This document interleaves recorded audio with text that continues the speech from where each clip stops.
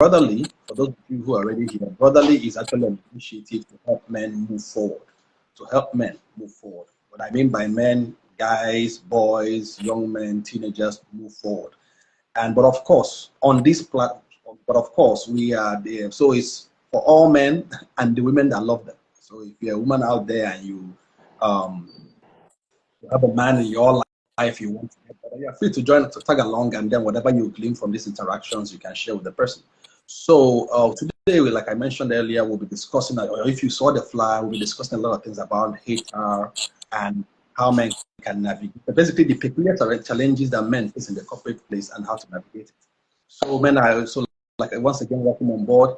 So Philip, let's get to know you. So I have Philip here, Philip Gold. I know Philip I met Philip a couple of years back, and we used to, in a particular place, we used to work together. And we kind of just connected on various levels. And today I feel like, okay, I should bring him on board in this conversation. Let's have a talk on a couple of things. I'm a guy, he's a guy, so it's easier to connect on this particular topic as it regards how men, let's even ask this question. Is the corporate place or the marketplace or the corporate world, is it rigged against men? Because a lot of things are beginning to happen, so one might start thinking it is rigged against us. But so follow us on this conversation, and I'm sure there'll also be opportunity for us to ask questions. But let's get into the conversation. So Philip, let's get to know you. Let the viewers get to know who you are. Like, are you just a fine boy? Are you a model? Are you an actor? What do you do? Why are you why are you speaking on this today? Okay, my name is Philip Gold. Some people know me as an HR professional. I've been in the HR space for a while now. And for some other people, I'm a writer, I'm a poet, I'm also a creative, But those aspects of me, I think there are other aspects that we'll probably get to talk about some other time. But I think the main reason we are here is to actually shed more light into challenges that men face in the workspace, and so that would place more focus on me as an HR professional, So thank you very much for having me on board. Okay, Philip, thank you for honoring the invite to be our guest today. So, so let's look at the corporate place. The truth, and for corporate place, we all know if you have a 9-to-5 structure, like you're an employee working for someone, you're in a 9-to-5 setup. That's actually a corporate setup. So you don't necessarily have to be a banker, a consultant. Once you are being paid salary in this client like Nigeria, 30 days cycle. If you're getting paid every 30 days cycle, you are most likely in the corporate place. So for a man, there's a lot of things popping up, and I think let's even start with this conversation. What is the responsibility now? Because this is and this advice, as a resource person here, you are guiding us from a human resource point of view. So what is the responsibility? What is the duty of HR? What do you think is the duty of HR? If I get you your question right, so what's the responsibility of HR? Yes? Yeah. Okay, so HR basically is the heart of any business. Yes, the responsibility of HR is to ensure that the workforce aligns with the business goal. And how do we do that? We ensure that the right hands are employed, the right hands are managed, they are trained, their welfares are being taken care of, and all this is in line to achieve the common goal, which is the goal of the company, the business orientation and the business goal of the company.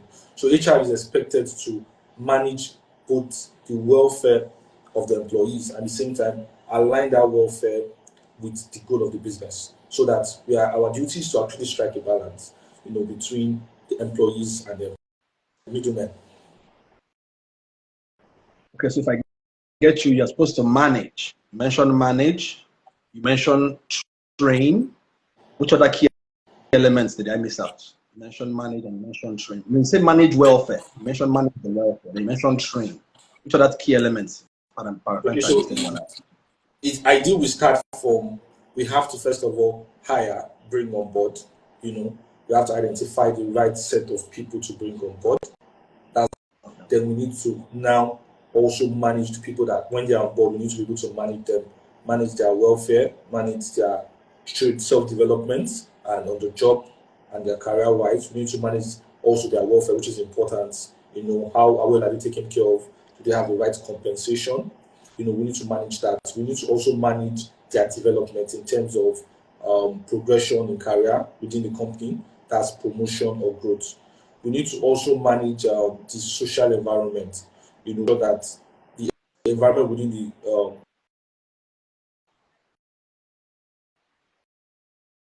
policies that govern this interaction to ensure that the office spaces, you know, is conducive for all employees. And finally, we need to actually even manage their exit. You know, employees leave companies, you know, and leaving the company doesn't mean that they are an enemy of the company they are leaving. You know, you have to ensure that they also leave on a good note because a former employee is an ambassador of the company. You know, so the way they are being treated, you know, yes, the way they are being treated will determine what kind of referral or how they talk about their company out there. You know, so that's it basically. Okay, okay, that's good. I know you mentioned about managing exits, and you know that you mentioned that line about employees, ex-employees are ambassadors of the organization. Now said in an ideal situation. So, but we know that Yes. most time, especially in this, I won't let me not use the word in this client, but there's this. I don't know whether it's a humanistic thing whereby people tend most times when staff are leaving an organization, there tends to be some bad blood. There tends to be some bad blood. It's like once you get interest, I'm out here, I'm dropping my resignation. Your guy becomes your enemy, or your madam becomes your enemy, and you know what do you think causes that? I think it has to do with the workplace orientation, you know, and if an environment, a workplace does not have the right orientation, they begin to see employees leaving, you know, as a do or die or a warfare. And it's actually a wrong orientation because just the same way they came to join your company, they will eventually leave to join somewhere else. So the best thing you can do as an employer is to ensure that the office space is as conducive as possible for employees to want to stay for a longer period of time. You know, if you are going to mention best workplaces in the world, we are looking at maybe Mobile, we are looking at maybe Shell. I'm just looking at the Nigerian space right now. We are looking at maybe InterSwitch. People leave InterSwitch. People leave Mobile. No matter how good your benefits are, no matter how competitive your compensation is, people will leave for various reasons. You know, sometimes it might be for family relocation, it might be for short for self-development. You know, how you manage that exit is very important. It says a lot about the culture in which you want to be known for as a business. You know, so it's very, very important. Okay, okay, that's good. So let's get it narrowing down to the target audience you are speaking to today, which is me. No, Okay. based on your vast experience in this space, have you noticed anything that alludes to the fact that men are getting the lower end of the stick as in regards to support and assistance, you know, growing or progressing in their career? Do you think, from an outside looking in, Okay. especially in recent years, where it seems there has been a lot of support, you know, for women to rise, let's raise women, let's build women. It now you don't get to see much about men. So it's like there's always this she program. Even if you look at the days we celebrate in a year, the Women's Day, Girls Day, Girls Child Day, Women in Tech, you know, those kind of stuff. So, but do you think that is there any translation of that in terms of how men are being treated? Is there any experience you have in that space where you feel that men are not getting the right support in the corporate world? Hmm. So it's a very dicey topic, you know, and the reality of things is that the past where that there are no opportunity for women, you know, in the corporate world, and there needs to be more inclusiveness of women, you know, women rights, women empowerment, and all that. Now we've I think it has to do down with the orientation of man in the society. It translates to the workplace as well. You know, men have always been seen as self-reliant. Men have always been seen as self-sufficient. Men has always been seen as a lone wolf. You're expected to rise yourself. You're expected to assist yourself. they're expected to, to be self-sufficient. And as such, naturally, people don't come to, it's very easy for the ladies that are on this platform now. They can have like 20 guys that they can just drop a message for, and say, oh, I need assistance. We want to do that. But for men, it doesn't work that way. If typically a man in this current age and time would rather help a woman than help a fellow man. 8 out of every 10 guys. Wow. So Wow. it also happens in the workspace. Yeah. Men have been dependent on people who are really always giving assistance to men. We've always had to, work a whole lot hard, to prove ourselves. Now that's not to take away the fact that women also have the challenges that they face at workspace. We have a lot of cases against women, a lot of segregation and all that. But for men, you have to always prove yourself. You have to always show that you are capable, and the support that a woman might mostly have, sometimes, not in all cases. For a man, you don't get that. You have the benefit of also being a man in the workspace. The benefit of also being a woman. I will not take away that privilege. But the truth of the matter is that as a man, oftentimes I'm not, you'll be expected to live up to expectation. You will not be fed. You will not be given as much support as you can. You're like, go and do it yourself. You're a man. That common face, you're a man. Figure it out. It plays a lot in every aspect of our life. So I could just say that much currently about that particular question. Yeah, it's funny because, and that is the challenge whereby sometimes it can now lead to what you call, the pressure, the stress, and it's okay. Will you think that? Will you use the word? Will you consider it fair or not fair on the side of a man? Now, I know you're a guy, so obviously, or else you tell us otherwise. But can you say it's fair, even though we're not here to do a versus kind of discussion? But do you think it's fair for that kind of burden to be left? It's like a guy comes in and you're expected to carry the heavy load, but a lady who, and especially in this world of demand for equal pay, a lady who is at the same grade, is that what that's the right word, the same grade in the company, who most likely is earning the same income, is like, look, for example, have you had any experience about, working, because I've had issues, I think I remember clearly many years ago, some people had to work late. We're all in a team, some people had to work late, but it was more like, let the ladies go now, it's late, they should go, guys should stay behind and work late.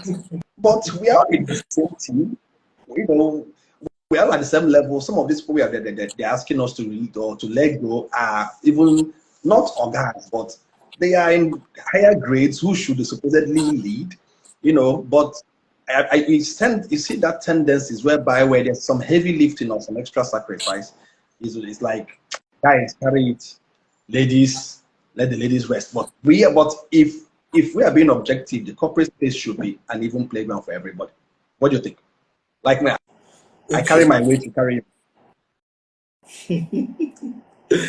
So the thing there is the corporate world is really pure meritocracy.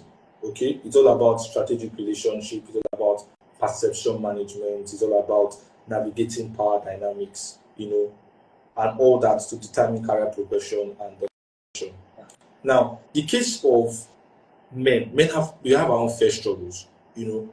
Now, for men, it's always a case of just an expectation of you, yes, that you always have to live up to. So we rarely get an excuse of why you're not living up to expectation. For women struggle mostly in the office spaces about they have to prove that they ought to be there. Sometimes, and that is in this aspect of the world. A woman always have to prove that she's capable of handling a position, which is a very wrong notion in the corporate world. When you see a woman in a position of power, automatically people begin to say a lot of things. When a woman is here, they begin to say, oh, does she deserve the position, and all that. But have to prove, yes, that you can deliver. Because if you are a man in this position, yes, you should. But there's already a standardized expectation for men. Same thing. Let's give a good scenario. Let's even digress a bit. Let's go back to the classroom. Okay, back in school days, you see a lot of women are having top positions academically, and the first shade you get as a guy like, see, you are not even ashamed. Women are carrying first in this class, and you are second or third. Now for me, it's two things. That statement is two things. It's a common statement. First of all, it's an insult to the female gender that they do not believe that they are capable of actually being first. Yes, and also it's also an insult to the men, because we always have to prove that we ought to be first. There's already an expectation that the first position should be occupied by a guy. Yeah. In the standard corporate world, you always expect that there's the MD of the business should be a man, most of the times. So there's extra pressure for men to always come to the big stage and deliver. There's always extra pressure. And that's why you do not always have people to fall back to. When you are struggling, like, guy, you're a man, you can handle this. Now, it's like let's pick up on that point. Okay. Let's pick up on that point. Now, that whole mention with the issue of pressure has come up like 2 or 3 times since we just started, which is not even up to 20 minutes. So let's look at it now. Now, how, in your own experience, and please, if you have some stories you could share to make this more, lifelike, we appreciate that. In your own experience, that issue now, because men are now under pressure, expectation is heightened, and they are always have to, carry that weight and not buckle under pressure. Now, you're talking about the issue of productivity now. How I believe now, from my own experience, such incidences might affect the quality of output of work. Productivity dwindles, and then the guy now. So what advice? Now let's even start giving out some meat. What advice will you give a guy out there who is in that situation? There is pressure for me to deliver. There is pressure for me to carry my weight just because I'm a guy. And even somebody mentioned something about the princess treatment. So give some people some, maybe they work they go because they're the woman. So, but at the end of the day, that pressure sometimes that affects the quality of output of my productivity. And I'm not getting back to, lash back at it or getting a backlash from my superiors about that. So what advice would you give a guy in this situation on how to deal with it? Okay, that's a very good question. So I would give a response to that shortly. However, I would appeal to be excused for just a minute. I'll be back shortly. Just a minute. Okay, go ahead. Thank you. Okay, guys, I want to thank everybody who has tuned in. I can see Miss Olis, I can see Tweezy, and I can see who else? I can see Morenis 123 0706. I can see Tinwala. So thank you for joining us. Thank you for us. This is the beginning of many. So it's an IG Live session. As you're already aware, we are discussing navigating office politics, ego clashes, and surviving or climbing the corporate ladder as a man. So some peculiarities, some of the discussions might be leaning in that angle, but of course, the principles we'll be sharing are genderless. So even as a lady who has joined us, you can, learn what things to apply in your life. Whether you're an employee or an employer.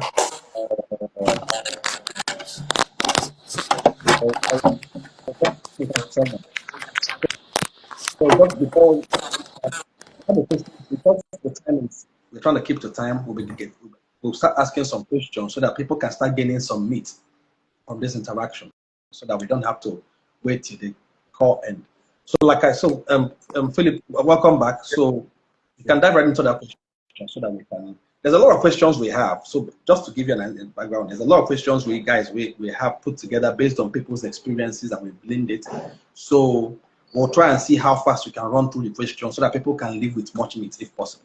Go ahead. Okay, that's fine. So for me, how men can deal with such pressure at the workplace is to actually have a blueprint of how you want your career to move like, okay?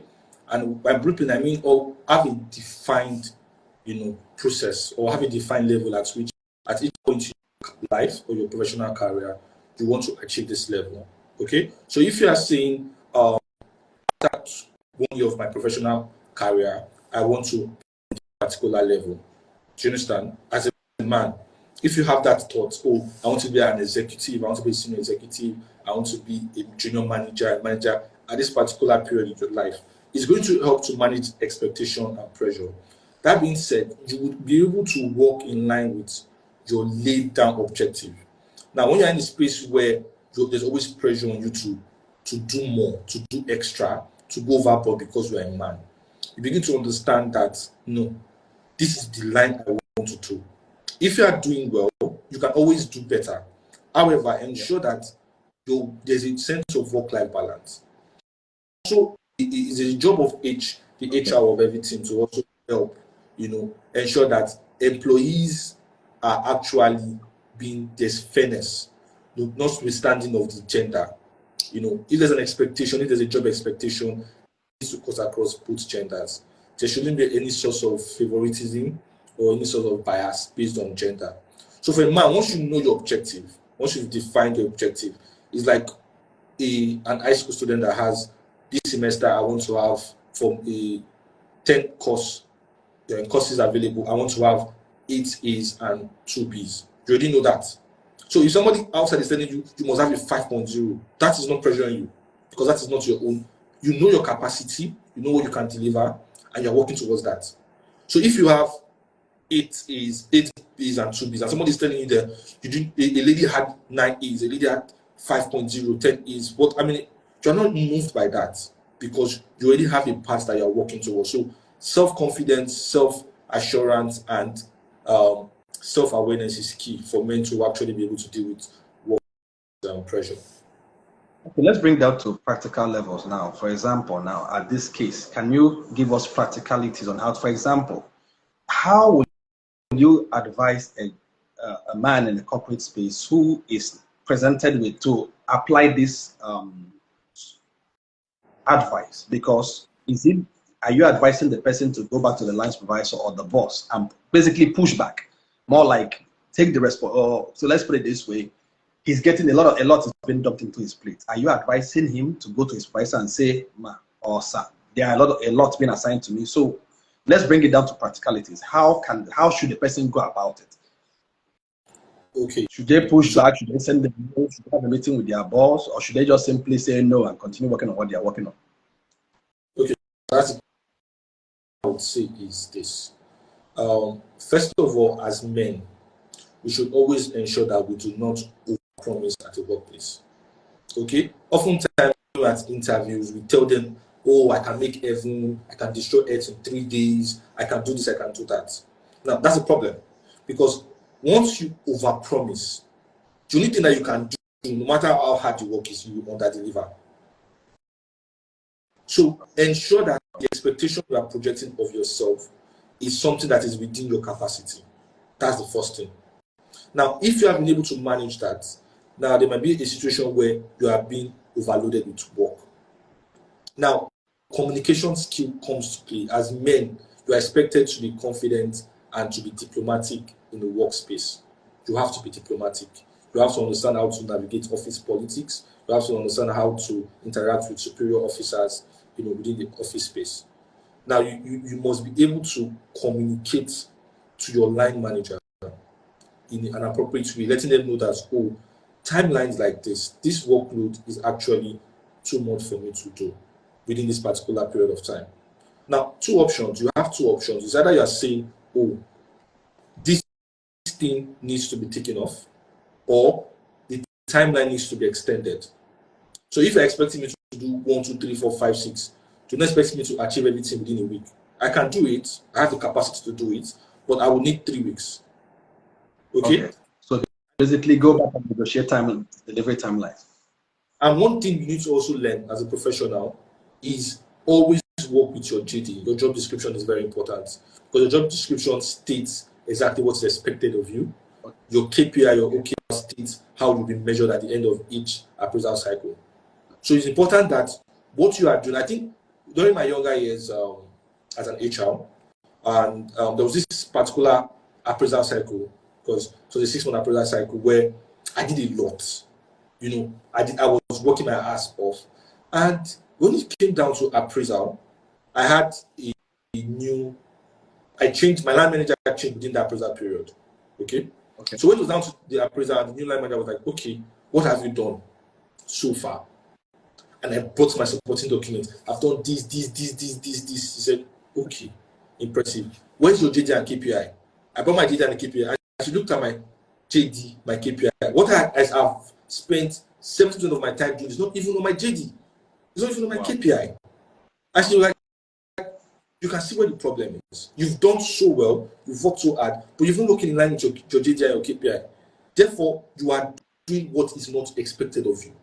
And you will not be credited for it because it's not one part of the things that we use to judge you or measure you at the end of an appraisal period.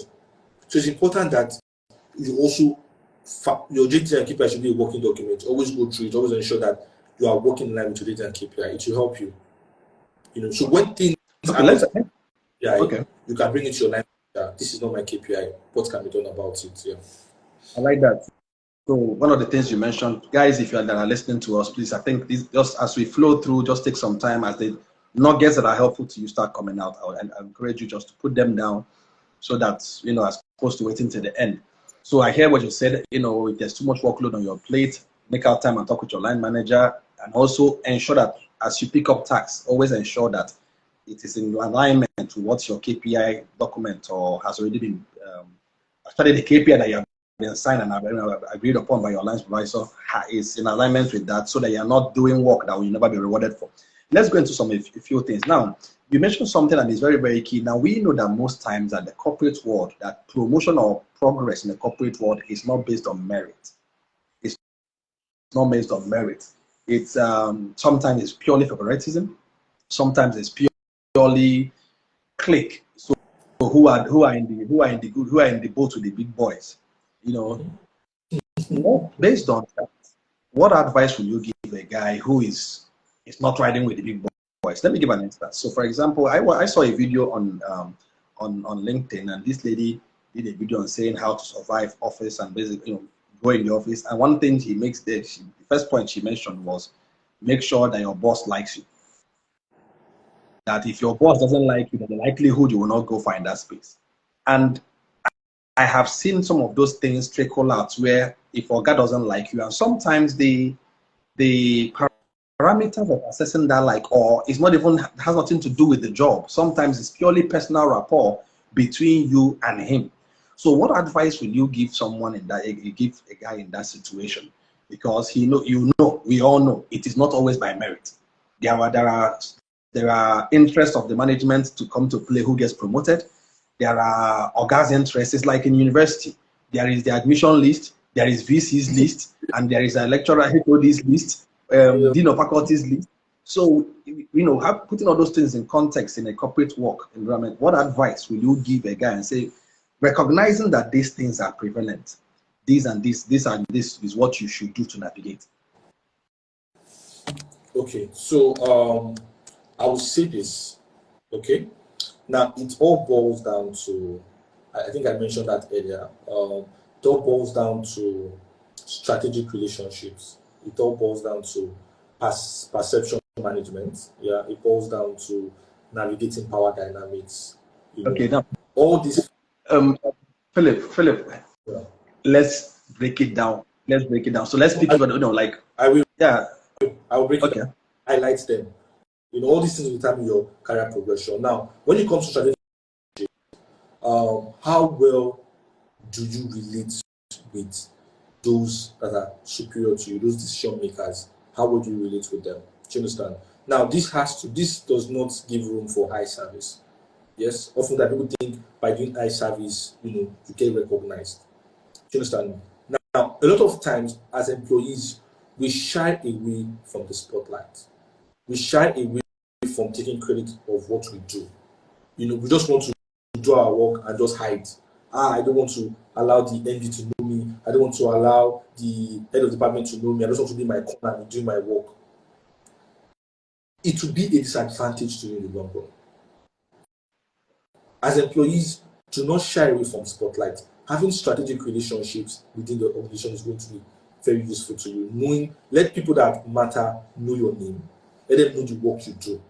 This is not you trying to play the role of eye service. No, this is you. Whenever you have a chance to showcase what you have been doing, when you have a chance to showcase your capacity and capability, please take that chance. When you have a chance to engage people that matter in the organization, take that opportunity too. Because just the way the world works, if you are unknown, it's easy to sidetrack you. There will be some times when we should be discussing in a room where you are not even there, and where there are a lot of people with the same capacity. And what we to come down to is who know you, who do you know, you have people that. Yes, so it's very important. Now, perception management. Do not allow yourself to be perceived as a lazy employee. A lot of people feel because they are good at what they do, they are allowed to talk anyhow, to see anything anyhow, to be disrespectful to anybody. It's going to be a disadvantage to you, because sometimes it goes beyond, in terms of career progression, it goes beyond capacity. Sometimes you look at what's the personality, what are the core values you embody, firm in the organization. So when you think, oh, I'm good at my job, nobody can talk to me, any little thing you are shouting, you are being disrespectful, you are being rude to your line manager, people around you, and you become tagged as the nuisance of the office, you become tagged as the I don't take shit from anybody. At the end of the day, those things will never play to your advantage. It will never play to your advantage. Okay. Influence. Know the people who have influence, how to reach around them. Do not try and get into any bad blood. Know how to de-escalate issues that instead of it to be confrontational with certain people, you just de-escalate it. Nobody's going to give an award for being the fighter of the year and all that. You can pass your message without actually being rude, without being disrespectful, without being tagged, as a person with a bad personality. Actually help you.